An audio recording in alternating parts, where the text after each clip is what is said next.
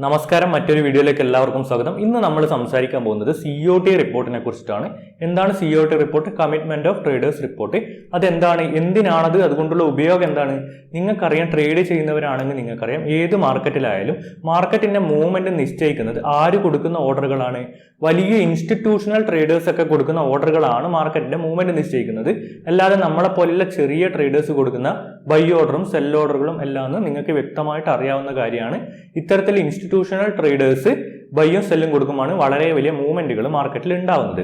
അപ്പോൾ നിങ്ങൾക്ക് ആ ഒരു ബൈയും സെൽ, ഈ ഇൻസ്റ്റിറ്റ്യൂഷണൽ ട്രേഡേഴ്സ് എങ്ങനെയാണ് ട്രെൻഡ് പ്രവചിക്കുന്നത്, അവർ ബുള്ളിഷ് ആണോ ബിയറിഷ് ആണോ എന്നൊക്കെ അറിഞ്ഞു കഴിഞ്ഞാൽ, നിങ്ങൾക്ക് അതിന് കണക്കായിട്ട് ട്രേഡ് എടുക്കാൻ കഴിഞ്ഞാൽ നിങ്ങളുടെ ട്രേഡ് കുറച്ചും കൂടി ഫലവത്താവില്ലേ? നിങ്ങൾക്ക് കുറച്ചും കൂടി നല്ല ട്രേഡുകൾ എടുക്കാൻ പറ്റില്ലേ? അതിനുവേണ്ടി അതിന് ഉപയോഗപ്പെടുന്ന ഒരു കാര്യമാണ് COT റിപ്പോർട്ട് എന്ന് പറയുന്നത്.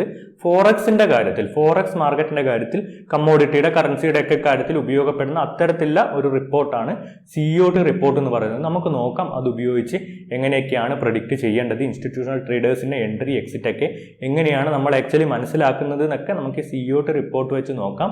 അതിലേക്ക് കടക്കുന്നതിന് മുന്നേ നിങ്ങൾ ആദ്യമായിട്ടാണ് എൻ്റെ ചാനലിലെ വീഡിയോകൾ കാണുന്നതെങ്കിൽ നിങ്ങളോട് പറയാനുള്ളത്, നമ്മൾ ഈ ചാനൽ ഡീൽ ചെയ്യുന്നത് forex trading, stock market trading, crypto currency related ആയിട്ടുള്ള വീഡിയോകളാണ്. ഇതൊക്കെ ഓരോ പ്ലേലിസ്റ്റ് ആയിട്ട് ഐ ബട്ടണിൽ കൊടുത്തിട്ടുണ്ട്. നിങ്ങൾ കണ്ടിട്ടില്ലെങ്കിൽ, നിങ്ങൾക്ക് കാണാൻ താല്പര്യമുണ്ടെങ്കിൽ തീർച്ചയായിട്ടും ആദ്യം മുതലേ കാണുക. സീരീസുകൾ പ്രത്യേകിച്ച് ആദ്യം മുതലേ കാണുക. ഓരോ വീഡിയോയിലും പറയുന്നത് പ്രത്യേകം കണ്ടന്റ് ആയതിനാൽ ആദ്യം മുതലേ കണ്ടാൽ മാത്രം നിങ്ങൾക്ക് ആ തുടർച്ച കിട്ടുകയുള്ളൂ. കമ്മിറ്റ്മെന്റ് ഓഫ് ട്രേഡേഴ്സ് റിപ്പോർട്ട് ആരാണ് ഇത് പബ്ലിഷ് ചെയ്യുന്നത്? കമ്മോഡിറ്റീസ് ഫ്യൂച്ചേഴ്സ് ട്രേഡിംഗ് കമ്മീഷൻ ആണ്, CFTC ആണ് ഈ റിപ്പോർട്ട് പബ്ലിഷ് ചെയ്യുന്നത്. ഏത് സൈറ്റിലാണ് പബ്ലിഷ് ചെയ്യുന്നത്? www.cftc.gov എന്നുള്ള സൈറ്റിലാണ്, GOV എന്നുള്ള സൈറ്റിലാണ് ഇത് പബ്ലിഷ് ചെയ്യുന്നത്, റിപ്പോർട്ട് പബ്ലിഷ് ചെയ്യുന്നത്. എന്താണ് റിപ്പോർട്ടിന്റെ പ്രാധാന്യം? നമ്മൾ നേരത്തെ പറഞ്ഞതുപോലെ തന്നെ ഇൻസ്റ്റിറ്റ്യൂഷണൽ ട്രേഡേഴ്സിന്റെ ട്രെൻഡ്, അവർ പ്രവചിക്കുന്ന ട്രെൻഡ് മനസ്സിലാക്കാൻ വേണ്ടിയിട്ടുള്ള ഒരു സൗകര്യമാണ് ഈ COT റിപ്പോർട്ട് നമുക്ക് മുന്നിൽ തുറന്നിരുന്നത്. എപ്പോഴാണ് ഇത് പ്രസിദ്ധീകരിക്കുന്നത്? വെള്ളിയാഴ്ചകളിലാണ്. ഓരോ വെള്ളിയാഴ്ചകളിലാണ് ഈ ഡാറ്റ റിപ്പോർട്ട് പ്രസിദ്ധീകരിക്കുന്നത്. പക്ഷേ ആ പ്രസിദ്ധീകരിക്കുന്ന ഡാറ്റ എപ്പോഴത്തെയാണ്? ചൊവ്വാഴ്ച വരെയുള്ളതാണ്, ചൊവ്വാഴ്ചയിലേതാണ്. ചൊവ്വാഴ്ചയിലെ ഡാറ്റയാണ് വെള്ളിയാഴ്ചകളിൽ പ്രസിദ്ധീകരിക്കുന്നത്. അവിടെ 3 ദിവസത്തെ ഡിലേ വരുന്നുണ്ട്. പക്ഷെ അത് നമുക്ക് ബാധിക്കുന്നില്ല, കാരണം നമ്മളിത് ഉപയോഗിക്കുന്നത് ട്രെൻഡ് അനലൈസ് ചെയ്യാനാണ്. വീക്ക്ലി ചാർട്ടൊക്കെ വെച്ച് ട്രെൻഡ് അനലൈസ് ചെയ്യാനാണ് നമ്മളിത് ഉപയോഗിക്കുന്നത്. അപ്പോൾ നമ്മൾ ആ 3 ദിവസത്തെ ഡിലേ എന്നിട്ട് നമ്മളെ കാര്യമായിട്ട് ബാധിക്കുന്നില്ല. നമുക്ക് ഫലപ്രദമായി തന്നെ ഈ COT റിപ്പോർട്ട് നമുക്ക് ഉപയോഗിക്കാൻ വേണ്ടി സാധിക്കും. അതെങ്ങനെയാണെന്നുള്ളതൊക്കെ നമുക്ക് വരുന്ന സമയങ്ങളിൽ സംസാരിക്കാം. 4 തരത്തിലുള്ള COT റിപ്പോർട്ടുകളാണുള്ളത്. ഏതൊക്കെയാണത്? ലെഗസി റിപ്പോർട്ടുണ്ട്, സപ്ലിമെന്റൽ റിപ്പോർട്ടുണ്ട്, ഡിസഗ്രിഗേറ്റഡ് റിപ്പോർട്ടുണ്ട്, ട്രേഡേഴ്സ് ഇൻ ഫിനാൻഷ്യൽ ഫ്യൂച്ചേഴ്സ് എന്ന് പറഞ്ഞ റിപ്പോർട്ടുണ്ട്. ഇത്തരത്തിൽ 4 തരത്തിലുള്ള റിപ്പോർട്ടുകളാണ് COT റിപ്പോർട്ടുകളാണുള്ളത്. ഇവ ഓരോന്നും നമുക്ക് എന്താണെന്ന് നോക്കാം. എന്താണ് അപ്പോൾ ഈ ലെഗസി റിപ്പോർട്ടുകൾ? ലെഗസി റിപ്പോർട്ടുകളിലും പ്രധാനമായും നിങ്ങൾ ആ റിപ്പോർട്ട് എടുത്തു കഴിഞ്ഞാൽ പ്രധാനമായിട്ട് നിങ്ങൾ അവിടെ കാണാം 3 കാര്യങ്ങളാണ്. എന്തൊക്കെയാണ്? കൊമേഴ്ഷ്യൽസ് എന്ന് കാണും, നോൺ കൊമേഴ്ഷ്യൽസ് എന്ന് കാണും, നോൺ റിപ്പോർട്ടബിൾസ് എന്ന് കാണും. ഇത്തരത്തിൽ 3 കാര്യമാണ്, 3 ഹെഡിങ് ആണ് നിങ്ങൾ ഇവിടെ പ്രധാനമായിട്ട് കാണുക. അപ്പോൾ നിങ്ങൾക്ക് ഈ 3 കാര്യങ്ങൾ എന്താണെന്ന് അറിയണം. കൊമേഴ്ഷ്യൽസ് എന്ന് മറ്റൊരു കോളം ഉണ്ടാവും, നോൺ കൊമേഴ്ഷ്യൽസ് എന്ന് മറ്റൊരു കോളം ഉണ്ടാവും, നോൺ റിപ്പോർട്ടബിൾസ് എന്ന് മറ്റൊരു കോളം ഉണ്ടാവും. ഈ 3 കാര്യങ്ങൾ എന്താണെന്ന് അറിയണം. കൊമേഴ്ഷ്യൽസ് എന്ന് പറഞ്ഞാൽ എന്താണ്? ഈ പ്രൊഡ്യൂസേഴ്സ്, പ്രോസസേഴ്സ്. അതായത് നമ്മൾ ഈ കർഷകരൊക്കെ എന്താണ്? പ്രൊഡ്യൂസേഴ്സ് ആണ്. കമ്പനികൾ എന്താണ്? പ്രോസസേഴ്സ് ആണ്. ഉദാഹരണത്തിന് ഷുഗറിന്റെ കാര്യം എടുക്കാം. ഷുഗർ പ്രൊഡ്യൂസ് ചെയ്യുന്ന ആൾക്കാർ പ്രൊഡ്യൂസേഴ്സ് ആണ്. അത് ഉപയോഗിക്കുന്ന സോഫ്റ്റ് ഡ്രിങ്ക് കമ്പനികൾ പോലെയുള്ള, കൊക്കക്കോളയുടെ കമ്പനിയൊക്കെ പോലെയുള്ള കമ്പനികൾ എന്താണ്? പ്രോസസേഴ്സ് ആണ്. അപ്പൊ പ്രൊഡ്യൂസേഴ്സും പ്രോസസേഴ്സും ആണ് ഈ കൊമേഴ്ഷ്യൽസ് എന്നുള്ള കോളത്തിൽ വരുന്നത്. അടുത്തത് എന്താണ്? നോൺ കൊമേഴ്ഷ്യൽസ് ആണ്. അതിൽ ആരാണ് വരുന്നത്? ട്രേഡ് ചെയ്യുന്ന വലിയ വലിയ ഇൻസ്റ്റിറ്റ്യൂഷനുകൾ, ബാങ്കുകൾ, ഇത്തരത്തിലുള്ള വലിയ വലിയ ട്രേഡേഴ്സ് ആണ് നോൺ കൊമേഴ്ഷ്യൽസ് എന്നുള്ള ആ കോളത്തിൽ വരുന്നത്. അത് കഴിഞ്ഞ് എന്താണ്? നോൺ റിപ്പോർട്ടബിൾസ് ഉണ്ട്. നോൺ റിപ്പോർട്ടബിൾസ് എന്താണെന്ന് അറിയണമെങ്കിൽ റിപ്പോർട്ടബിൾസ് എന്താണെന്ന് അറിയണം. ആരൊക്കെയാണ് റിപ്പോർട്ട് ചെയ്യേണ്ടത്, അവരുടെ ട്രേഡുകൾ ആരൊക്കെയാണ് ഈ CFTCക്ക് റിപ്പോർട്ട് ചെയ്യേണ്ടത് എന്നറിയണം. അതിനൊരു കണക്കുണ്ട്, കോൺട്രാക്ട് നമ്പറുകളുണ്ട്. ഇത്ര നമ്പറിന് മേലെ, ഇത്ര കോൺട്രാക്ട് നമ്പറിന് മേലെ ട്രേഡ് ചെയ്യുന്ന ആൾക്കാരാണ്, അത്രയും എമൗണ്ട് ട്രേഡ് ചെയ്യുന്ന ആൾക്കാരാണ് ഈ CFTCക്ക് റിപ്പോർട്ട് ചെയ്യേണ്ടത്. അവരാണ് റിപ്പോർട്ടബിൾസ് എന്ന് പറയുന്നത്. അപ്പൊ ഈ നോൺ റിപ്പോർട്ടബിൾസ് എന്ന് പറയുന്നത് അത്രയും എമൗണ്ടിന് മേലെ ട്രേഡ് ചെയ്യാത്ത ആൾക്കാരാണ്.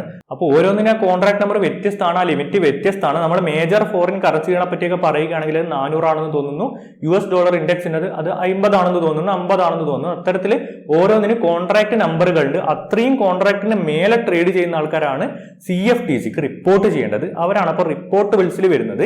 ഇപ്പൊ നോൺ റിപ്പോർട്ടബിൾസിൽ വരുന്നത് ഇത്തരത്തിലുള്ള ഈ ഒരു ലിമിറ്റിന് മേലെ ട്രേഡ് ചെയ്യാത്ത, അതിൽ താഴെ ട്രേഡ് ചെയ്യുന്ന നമ്മളെ പോലെയുള്ള ചെറുകിട ട്രേഡേഴ്സ് ആണ് നോൺ റിപ്പോർട്ടബിൾസിൽ വരുന്നത്. അപ്പൊ ഈ 3 കോളത്തിൽ എന്താണുള്ളത്? ഈ ഓരോ വിഭാഗക്കാരുടെയും ലോങ് പൊസിഷനുകളും ഷോർട്ട് പൊസിഷനുകളും ഉണ്ട്. ലോങ്ങും ഷോർട്ടും എന്താണെന്ന് നിങ്ങൾക്കറിയാം. ലോങ് പൊസിഷനുകളും ഷോർട്ട് പൊസിഷനുകളും ഉണ്ട്. അതിന്റെ നമ്പർ ഉണ്ട്. എത്ര ലോങ് പൊസിഷൻ ഉണ്ട് ഈ വിഭാഗക്കാർ, അതായത് കൊമേഴ്ഷ്യൽസിന്റെ എടുക്കുക, എത്ര ലോങ്ങും എത്ര ഷോർട്ട് പൊസിഷനുകളും ഉണ്ട്. നോൺ കൊമേഴ്ഷ്യൽസ് എത്ര ലോങ് പൊസിഷനും എത്ര ഷോർട്ട് പൊസിഷനും ഹോൾഡ് ചെയ്ത് വെച്ചിട്ടുണ്ട്. അത്തരത്തിലുള്ള കാര്യങ്ങളാണ് ഈ കോളത്തിൽ ഉണ്ടാകുക. ഈ നോൺ കൊമേഴ്ഷ്യൽസിന്റെ കാര്യത്തിൽ, അതായത് ഈ ട്രേഡ് ചെയ്യുന്ന വലിയ വലിയ ഇൻസ്റ്റിറ്റ്യൂഷനുകളുടെയും ബാങ്കുകളുടെയും ആ കോളത്തിൽ ഒരു കാര്യം കൂടി ഉണ്ടാക്കുക. എന്താണത്? സ്പ്രെഡിങ് ആണത്. സ്പ്രെഡിങ് ആണ്. അപ്പൊ എന്താണ് സ്പ്രെഡിങ്? സ്പ്രെഡിങ് എന്താണെന്ന് നിങ്ങൾ മനസ്സിലാക്കണം. അതെന്താണെന്ന് അറിയണമെങ്കിൽ ആ നമ്പറിന്റെ കാൽക്കുലേഷൻ എങ്ങനെയാണെന്ന് അറിയണമെങ്കിൽ സ്പ്രെഡിങ് എന്താണെന്ന് മനസ്സിലാക്കണം. എന്താണ് സ്പ്രെഡിങ്? ഒരു എക്സാമ്പിളിന് എടുക്കുക, ഗോൾഡിന്റെ ഫ്യൂച്ചേഴ്സ് നിങ്ങളുടെ കയ്യിൽ 2000 ലോങ് ഉണ്ട്, 1500 ഷോർട്ട് ഉണ്ട് എന്ന് വിചാരിക്കുക. 2000 ലോങ്ങും 1500 ഷോർട്ട് പൊസിഷനും ഉണ്ടെങ്കിൽ ഈ 2000 നിന്ന് 1500 മൈനസ് ചെയ്തിട്ടാണ് നിങ്ങളുടെ ലോങ് എന്നുള്ള കോളത്തിൽ വരിക. അതായത് 2000 ലോങ്ങും 1500 ഷോർട്ടും ഉണ്ടെങ്കിൽ നിങ്ങളുടെ ലോങ് എന്നുള്ള കോളത്തിൽ ഈ 1500 മൈനസ് ചെയ്തിട്ടില്ല, 500 മാത്രമേ കാണിക്കൂ. ലോങ്ങിൽ അപ്പൊ 500 ഉണ്ടാക്കും. ബാക്കി 1500 എവിടെ ഉണ്ടാകുക? അതാണ് സ്പ്രെഡിങ്ങിൽ ഉണ്ടാകുക. സ്പ്രെഡിങ് എന്നുള്ള കോളത്തിൽ 1500 ഉണ്ടാകും. 2000 ലോങ്ങും 1500 ഷോർട്ടുള്ള എക്സാമ്പിൾ ആണ് പറയുന്നത്. ഈ 1500 ഷോർട്ട് എന്നുള്ളതിന് ഈക്വൽ ആയിട്ടുള്ള ആ നമ്പർ ലോങ്ങിൽ നിന്ന് മൈനസ് ആയിട്ട് ബാക്കിയാണ് ലോങ്ങിൽ കാണിക്കുക. ഈ 1500 എന്നുള്ള ഈ ഈക്വൽ ആക്കപ്പെട്ട ആ നമ്പർ സ്പ്രെഡിങ്ങിലും കാണിക്കും. ഇതാണ് സ്പ്രെഡിങ് എന്ന് പറയുന്നത്. അടുത്തത് ഏതാണ്? സപ്ലിമെന്റൽ റിപ്പോർട്ടാണ്. ഈ സപ്ലിമെന്റൽ റിപ്പോർട്ടിനെ പറ്റിയൊക്കെ നിങ്ങൾ ഗൂഗിളിൽ സെർച്ച് ചെയ്താൽ ഒരുപാട് ഡെഫിനിഷൻസും ഡീപ്പായിട്ടുള്ള ഒരുപാട് കാര്യങ്ങൾ വരും. 13 അഗ്രികൾച്ചർ കമ്മോഡിറ്റി സ്പെസിഫിക് ആയിട്ടുണ്ട്. അതൊന്നും നിങ്ങൾ മനസ്സിലാക്കേണ്ടില്ല. നിങ്ങൾ എന്ത് മനസ്സിലാക്കുക? അതിൽ കോൺസെൻട്രേഷൻ ആയിരിക്കാണ്. അതായത് സപ്ലിമെന്റൽ റിപ്പോർട്ട് എന്തിനാണ് ഉപയോഗിക്കുന്നത്? ഇൻഡെക്സ് ട്രേഡേഴ്സിന്റെ പൊസിഷൻസ് മനസ്സിലാക്കാൻ വേണ്ടിയിട്ടാണ്. നേരത്തെ നമ്മൾ പറഞ്ഞതുപോലെ കമ്മോഡിറ്റിയിൽ സ്പെസിഫിക് ആയിട്ട് ട്രേഡ് ചെയ്യുന്ന ആൾക്കാരുണ്ട്. അതായത് കമ്മോഡിറ്റി തന്നെ ട്രേഡ് ചെയ്യുന്ന ആൾക്കാരുണ്ട്. അത് മാത്രമല്ല ഇൻഡെക്സിൽ ട്രേഡ് ചെയ്യുന്ന ആൾക്കാർ കൂടിയുണ്ട്. നിങ്ങൾക്കറിയാം ഇൻഡെക്സ് ട്രേഡിംഗ് എന്താണെന്നൊക്കെ നിങ്ങൾക്കറിയാം. സീരീസ് കണ്ടവരാണെങ്കിൽ നിങ്ങൾക്കറിയാം. സ്റ്റോക്ക് മാർക്കറ്റിന്റെ ഒക്കെ സീരീസ് കാണുന്നവരാണെങ്കിൽ, എന്റെ സീരീസ് കണ്ടവരാണെങ്കിൽ നിങ്ങൾക്കറിയാം ഇൻഡെക്സ് ട്രേഡിംഗ് എന്താണെന്ന് അറിയാം. ഇവിടെ എന്താണ്? ഇൻഡെക്സ് ട്രേഡേഴ്സ് ഉണ്ട്, ഇൻഡെക്സിൽ ട്രേഡ് ചെയ്യുന്ന ആൾക്കാരുണ്ട്. അവരുടെ പൊസിഷൻസ് വേർതിരിച്ചറിയാൻ വേണ്ടിയിട്ടാണ് ഈ സപ്ലിമെന്റൽ റിപ്പോർട്ട് നമ്മൾ ഉപയോഗിക്കുന്നത്. ഡിസഗ്രിഗേറ്റഡ് റിപ്പോർട്ട് ഇതെന്താണ്? കുറച്ചും കൂടി ഡീപ്പായിട്ടുള്ള ഒരു ക്ലാസിഫിക്കേഷൻ ആണ്. നമ്മൾ നേരത്തെ പറഞ്ഞ കൊമേഴ്ഷ്യൽസ്, നോൺ കൊമേഴ്ഷ്യൽസ്, അത്തരത്തിലുള്ള കാര്യങ്ങളൊക്കെ കുറച്ചും കൂടി ഡീപ്പായിട്ട് ക്ലാസിഫിക്കേഷൻ ചെയ്യുകയാണ്. ഈ ഡാറ്റ കുറച്ചും കൂടി ഡീപ്പായിട്ട് വേർതിരിച്ച് ഓരോ ആളെടുക്കും എത്രയാണ് ഉള്ളത് പൊസിഷൻസ് എന്ന് കാണിച്ചു തരാൻ വേണ്ടിയിട്ടുള്ള ഒരു റിപ്പോർട്ടാണ്. എങ്ങനെയാണ് ഇത് ക്ലാസിഫിക്കേഷൻ നടക്കുന്നത്? ഇപ്പൊ കൊമേഴ്ഷ്യൽസിന്റെ കാര്യം എടുക്കാം. നേരത്തെ നമ്മൾ പറഞ്ഞ കൊമേഴ്ഷ്യൽസ്, പ്രൊഡ്യൂസേഴ്സ്, പ്രൊസസേഴ്സ് എന്ന്. കൊമേഴ്ഷ്യൽസ് എന്താണ്? പ്രൊഡ്യൂസേഴ്സും പ്രൊസസേഴ്സും ആണെന്ന് നമ്മൾ പറഞ്ഞു. ഇവിടെ കൊമേഴ്ഷ്യൽസിനെ കൃത്യമായി ഡിവൈഡ് ചെയ്യുകയാണ്. എന്തൊക്കെയായിട്ട്? Producers, merchants, processors, users, swap dealers എന്നിങ്ങനെ ഡിവൈഡ് ചെയ്തിട്ട് ഈ ഓരോ ആളെടുക്കില്ല, ഓരോ കൂട്ടരടുക്കിയുള്ള പൊസിഷൻസ് എത്രയാണെന്ന് വേർതിരിച്ച് കാണിക്കാനുള്ള ഒരു സംവിധാനമാണ് ഈ ഡിസഗ്രിഗേറ്റഡ് റിപ്പോർട്ട് എന്ന് പറയുന്നത്. ഇപ്പൊ നമ്മൾ കൊമേഴ്ഷ്യൽസിന്റെ കാര്യം പറഞ്ഞു. അതുപോലെ തന്നെ നോൺ കൊമേഴ്ഷ്യൽസിനെ ഈ റിപ്പോർട്ടിൽ എങ്ങനെയാണ് വേർതിരിക്കുന്നത്? മാനേജ്ഡ് മണിയെന്നും അതർ റിപ്പോർട്ടബിൾസ് എന്നുമാണ്. മാനേജ്ഡ് മണിയെന്നും അതർ റിപ്പോർട്ടബിൾസിനും നോൺ കൊമേഴ്ഷ്യൽ ട്രേഡേഴ്സിനും ഇവിടെ വേർതിരിക്കുന്നുണ്ട്. ഇത്തരത്തിൽ ഡീപ്പായിട്ട് അറിയേണ്ട ആൾക്കാർക്ക് ഡാറ്റ ഡീപ്പായിട്ട് ആരുടെയൊക്കെ കയ്യിലാണ് ഹോൾഡ് ചെയ്ത് വെച്ചിരിക്കുന്നത്, ആരൊക്കെ എത്രയൊക്കെ ലോങ് ഷോർട്ടൊക്കെ കൃത്യമായിട്ട് അറിയണ്ടെങ്കിൽ ഡിസഗ്രിഗേറ്റഡ് റിപ്പോർട്ടാണ് ഉപയോഗിക്കേണ്ടത്. നാലാമത്തെ എന്താണ്? അടുത്തത് ഏതാണ്? ട്രേഡേഴ്സ് ഇൻ ഫിനാൻഷ്യൽ ഫ്യൂച്ചേഴ്സ് ആണ്. TFF, traders in financial futures. ഇവിടെ എന്താണ്? ഫിനാൻഷ്യൽ മാർക്കറ്റിലെ വലിയ ട്രേഡേഴ്സ്, നേരത്തെ പറഞ്ഞതുപോലെയുള്ള വലിയ ട്രേഡേഴ്സ്, ഫിനാൻഷ്യൽ മാർക്കറ്റിലെ ഇത്തരത്തിലെ വലിയ ട്രേഡേഴ്സിനെ 4 ആയിട്ട് ക്ലാസിഫൈ ചെയ്യുകയാണ് ഈ റിപ്പോർട്ട് ചെയ്യുന്നത്. എന്തൊക്കെയാണ് ക്ലാസിഫിക്കേഷൻ?